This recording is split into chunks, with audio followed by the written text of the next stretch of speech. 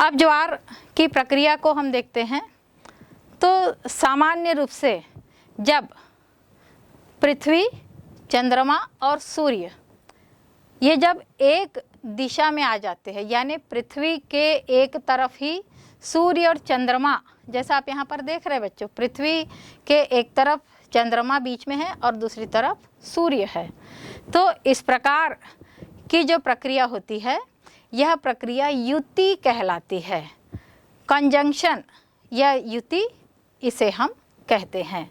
सामान्य रूप से इस प्रकार की युति जो होती है ये अमावस्या के दिन होती है और इसमें सूर्य और चंद्रमा दोनों की आकर्षण शक्ति का प्रभाव पड़ता है, तो इस समय दीर्घ ज्वार आते हैं। और यही जो युति होती है जिसमें चंद्रमा बीच में होता है, तो सूर्य ग्रहण आपने सुना होगा, हर अमावस्या को नहीं आता, कोई विशेष परिस्थिति में जब पृथ्वी, चंद्रमा और सूर्य एक सीध में आते हैं तो सूर्य ग्रहण की भी स्थिति आती, पर हमेशा नहीं होती। दूसरी जो स्थिति है उसको हम वियुति कहते हैं, अपोजिशन या वियुति कहते हैं। वियुति पूर्णिमा के दिन होता है, इसमें पृथ्वी बीच में होती है, इसके एक तरफ चंद्रमा और दूसरे तरफ सूर्य होता है। इसमें भी दोनों सूर्य और चंद्रमा की आकर्षण शक्ति तीव्र हो जाती है और इस समय भी ऊंचे ज्वार महसूस होते हैं। ये उच्च ज्वार लगभग सामान्य ज्वार से 20 से 30% ऊंचे होते हैं।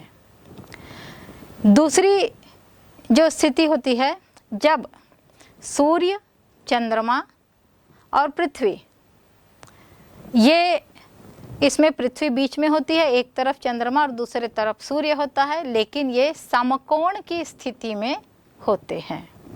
तो जब ये समकोण की स्थिति में होते हैं तो अब लघु ज्वार उत्पन्न होता है। लघु ज्वार सामान्य ज्वार से लगभग 20 से 30% कम स्थिति लघु ज्वार की होती है। ये सामान्य रूप से अष्टमी, कृष्ण पक्ष और शुक्ल पक्ष की अष्टमी की जो तिथि होती है, इस तिथि में निम्न ज्वार उत्पन्न होते हैं। बच्चों, ज्वार के जो आने का समय होता है, ये वैसे तो हम कहते हैं कि दिन में 2 बार औसतन ज्वार आते हैं, लेकिन चूँकि जैसा मैंने अभी बताया था कि पृथ्वी अपने अक्ष पर जो घूम रही है ये 24 घंटे में चक्कर लगाती है और चंद्रमा पृथ्वी का चक्कर इसके साथ साथ लगा रहा है। चंद्रमा का समय अलग है। चंद्रमा बड़ी तेजी से पृथ्वी के चारों तरफ घूम रहा है और ये लगभग 27.5 दिन में पृथ्वी का चक्कर लगाता है।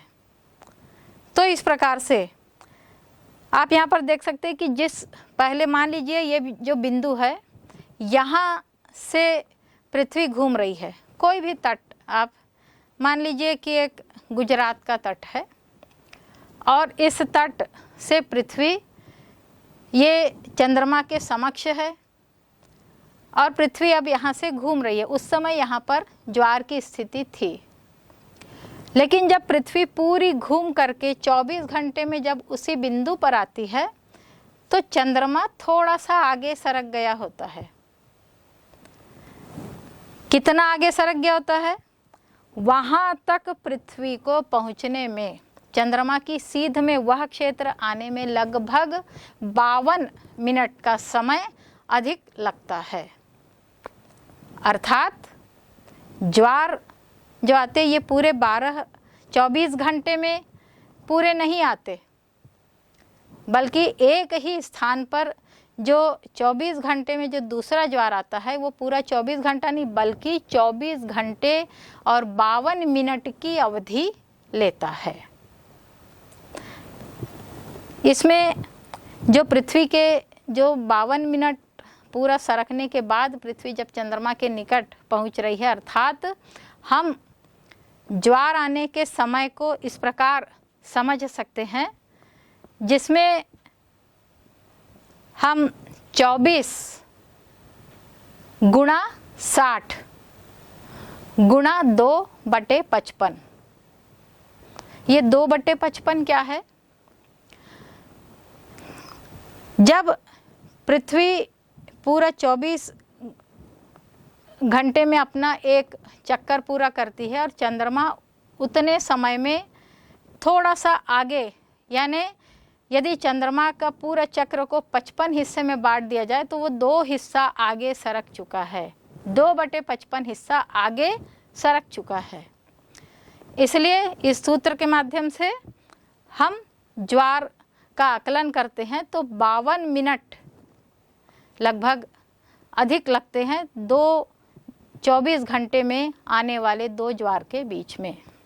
इस प्रकार से जो 12 घंटे में जो ज्वार आता है उसमें 26 मिनट का अंतर होता है। 12 घंटे 26 मिनट विपरीत दिशा में जो ज्वार आ रहा है इसमें अंतर होता है। और भाटा की स्थिति जो होती है वह 6 घंटे 13 मिनट की होती है। तो इस प्रकार से प्रत्येक ज्वार जो है ये दिन में जो एक निश्चित समय का ज्वार है, वह मान लीजिए कि किसी क्षेत्र में ज्वार का जो समय है वह सुबह 4 बजे का था। उसके विपरीत दिशा में जो ज्वार आ रहा है वह शाम के 4 बजे का होगा। और पृथ्वी घूम करके उसी जगह दूसरे दिन जब पहुंच गई तो वहाँ पर जो ज्वार की अवधि होगी वो 4 बजे की नहीं बल्कि थोड़ा सा आगे सरक के 4:52 की होगी। वैसे ही जो विपरीत दिशा में जो ज्वार था वो थोड़ा सा आगे सरक चुका है, तो 4 बजे नहीं था बल्कि 4:26 पर आया था। और जहाँ पर भाटा की स्थिति है वो 6 घंटे 13 मिनट की अवधि में यहाँ पर भाटा आता है। तो बच्चों ये ज्वार और भाटा के संबंध में जो कुछ तकनीकी बातें हैं वो कुछ इस प्रकार से होती है। ज्वार कई प्रकार के होते हैं, जैसे दीर्घ ज्वार, स्प्रिंग टाइप। दीर्घ ज्वार क्या है? जब सूर्य की आकर्षण शक्ति, सूर्य और चंद्रमा की आकर्षण शक्ति मुख्य रूप से चंद्रमा की होती है और सूर्य इसमें सहायक होता है। तो जब चंद्रमा की आकर्षण शक्ति और सूर्य की आकर्षण शक्ति मिल करके पानी को खींचती है तो ये दीर्घ ज्वार होते हैं। जैसा बच्चों अभी मैंने बताया कि युति और वियुति का जो समय होता है कंजंक्शन और अपोजिशन का, अर्थात पूर्णिमा और अमावस्या का जो समय होता है, इस समय दीर्घ ज्वार आते हैं। दीर्घ ज्वार मतलब सामान्य ज्वार से 20 से 30% ये ज्वार अधिक होते हैं। वैसे ही दूसरा ज्वार जो होता है उसे हम लघु ज्वार कहते हैं, नीप टाइड। लघु ज्वार अभी बताया था बच्चों, जब चंद्रमा, पृथ्वी और सूर्य ये समकोण की स्थिति में आ जाते हैं तो इससे लघु ज्वार की उत्पत्ति होती है। लघु ज्वार का तात्पर्य क्या है? ये सामान्य ज्वार से 20 से 30% कम होते हैं। ये जो लघु ज्वार होते हैं इस समय सामान्य रूप से जो कृष्ण पक्ष और शुक्ल पक्ष की सप्तमी अष्टमी की जो तिथि होती है, प्रायः अष्टमी होती है, इस तिथि में लघु ज्वार आते हैं। तो ये समकोण की जो स्थिति होती है इसे क्वैडरेचर के नाम से जाना जाता है। ज्वार के और भी प्रकार है, जैसे अपभू और उपभू ज्वार। अपभू और उपभू का भी मैंने उल्लेख किया है बच्चों कि जब चंद्रमा अपने अंडाकार कक्ष में पृथ्वी का चक्कर लगा रहा है, जब पृथ्वी के निकट चंद्रमा होता है तो निकट होने से उपभू ज्वार आता है, और जब चंद्रमा दूर रहता है तो अपभू ज्वार आता है। इसे एपोगियन या पेरिगियन टाइड के नाम से हम जानते हैं। तीसरा जो ज्वार का प्रकार है अगला, ये होता है अयन वृत्तीय ज्वार या भूमध्य रेखीय ज्वार इसे कहते हैं।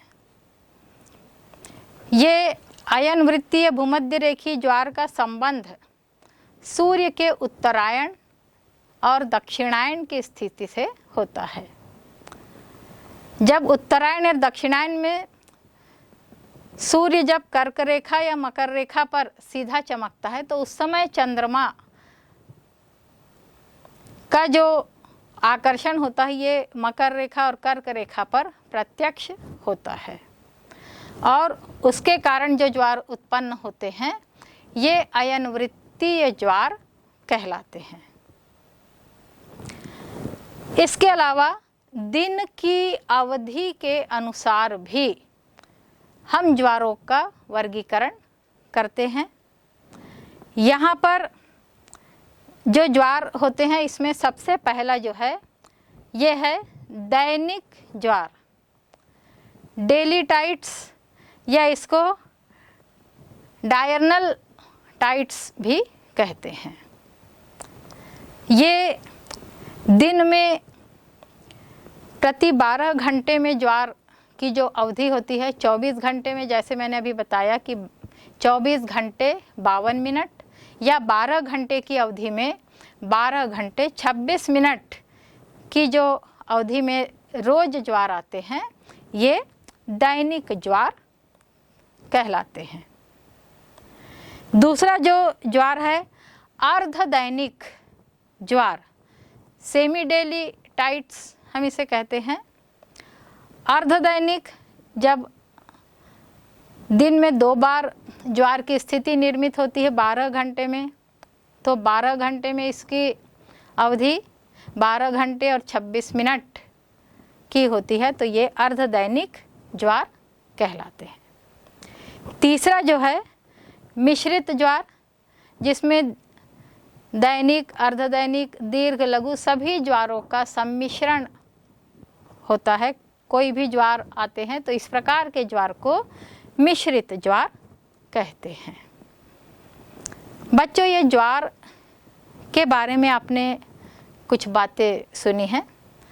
बच्चों, क्या आप जानते हैं कि विश्व में जो सबसे ऊंचे ज्वार आते हैं ये कनाडा के पास में नावास्कोशिया का क्षेत्र, उसके पास में एक है फंडी की खाड़ी। आप यहाँ पर देख सकते हैं बच्चों चित्र में फंडी की खाड़ी। इस खाड़ी में विश्व के सबसे ऊंचे ज्वार आते हैं। दिन में 4 बार 2 दीर्घ और 2 लघु ज्वार यहाँ पर आते हैं। इस ज्वार का जो समय है वो दिन में 4 बार आते हैं, तो हर 6 घंटे में पानी के चढ़ने और उतरने की क्रिया यहाँ पर निरंतर जारी है। बच्चों, यहाँ पर जो ज्वार आते हैं इसमें ज्वारीय तरंगे जो है ये 15 से 16 मीटर तक ऊपर उठती है। अर्थात प्रति घंटे यदि हम इसके ऊपर उठने की गति देखें तो लगभग 2.4 से 2.5 मीटर की गति से यह ऊपर उठती है। तो ये विश्व का सबसे महत्वपूर्ण ज्वार का क्षेत्र है। लेकिन विश्व का सबसे छोटा ज्वार, सबसे निचला ज्वार का जो क्षेत्र है ये भारत का जो पश्चिमी तट है, यहाँ पर गुजरात में ओखा तट, आप देख सकते बच्चे हैं चित्र में ओखा तट, यहाँ पर सबसे छोटा ज्वार आता है। इसकी सामान्य ऊंचाई 3 से 4 मीटर तक ही होती है। तो बच्चों, ये तो ज्वार के कुछ उदाहरण मैंने आपको बताए। आपको पता होगा कि ज्वार हमारे जीवन के लिए बहुत महत्वपूर्ण है। मानव जीवन के लिए, मानवीय क्रियाओं के लिए इसका महत्व बहुत अधिक है। इसका क्या प्रभाव पड़ रहा है जिससे हम इसके महत्व को महसूस करते हैं। तो जैसा मानव जीवन के लिए, मानव के समाज के लिए महत्वपूर्ण है, क्या है? सबसे पहले तो हम देखते हैं कि जब जिस क्षेत्र में, वैसे तो आपको ज्वार जो आते हैं, जहाँ पर विस्तृत मग्न तट होते वहाँ अधिक ज्वार आते हैं। और ये जो ज्वार होते हैं मग्न तटों के कारण यहाँ पर कई बार नदियों द्वारा कुछ पदार्थ ला करके इनका जमाव हो जाता है, सागर और भी उथले हो जाते हैं। तो जब ज्वार आते हैं तो ये इन तत्वों को बहा करके सागर की ओर ले जाते हैं। तो इससे जो सागर का जल है, इसकी उथलापन कम हो जाता है और इस क्षेत्र की गहराई में वृद्धि होती है। और वृद्धि होने से क्या होता है? सुगमता से जलयान अंदर तक आ जाते हैं। कई बार जैसे सागर के कार्य में पढ़ा था कि सागर अपने किनारे में रोधिकाएं, बैरियर्स का जमाव करते हैं, लेकिन जब ज्वार आते हैं तो कई बार ये बैरियर्स को बहा कर ले जाते हैं। ये रोधिका मतलब क्या होता है? ये जहाज़ों के मार्ग में भी अवरोध उत्पन्न करे, जहाज़ों को आने से रोकती है। लेकिन जब ज्वार आते हैं तो ज्वार की लहरें, तरंगे इनको पीछे ले जाती है और रोधिकाएं नष्ट हो जाने से जहाज आसानी से अंदर तक आते हैं। फिर नदी या खाड़ी में नदियों के द्वारा लाए गए जो तलछट होते हैं, इसका भी बहुत अधिक जमाव होता है। बहुत से अवशिष्ट पदार्थ इस क्षेत्र में जम जाते हैं। तो ज्वार इन पदार्थों को भी हटा करके मार्ग को साफ करते हैं या मार्ग को सुलभ बनाते हैं। कई प्रकार के पंख भी इस क्षेत्र में जमते हैं। तो ये पंख भी ज्वार के माध्यम से सागर की तरफ ढकेल दिए जाते हैं। बच्चों, ज्वार के कारण जो तट रेखा में समोच्च रेखाएं जो बनती है, ये समोच्च रेखाएं भी निरंतर परिवर्तित होती रहती है। इसके अलावा अब ज्वार का कुछ आर्थिक महत्व भी हम जाने। ज्वार का आर्थिक महत्व भी जाने तो बहुत से ऐसे देश हैं जिन्होंने इस ज्वारीय तरंग को विद्युत के रूप में परिवर्तित किया है। तो ये देश मुख्य रूप से संयुक्त राज्य America, France, Germany, Italy, United kingdom, Canada, रूस, चीन आदि हैं। ये जो देश है ये ज्वारीय तरंगों से विद्युत उत्पादन की प्रक्रिया कर रहे हैं। बच्चों, क्या आप जानते हैं कि प्रथम ज्वार शक्ति से विद्युत उत्पादन के लिए जो स्टेशन बना था सन 1966 में, फ्रांस में ये पहला स्टेशन बना था जिससे विद्युत उत्पादन किया जाता है। अब तो भारत में भी जो पश्चिम बंगाल में सुंदरबन के क्षेत्र में दुर्गा दुआनी एक स्टेशन बना हुआ है और यहाँ से ज्वारीय तरंगों के माध्यम से लगभग 3 मेगावाट विद्युत उत्पन्न किया जाता है। तो बच्चों, ज्वार के बारे में इतना पर्याप्त है।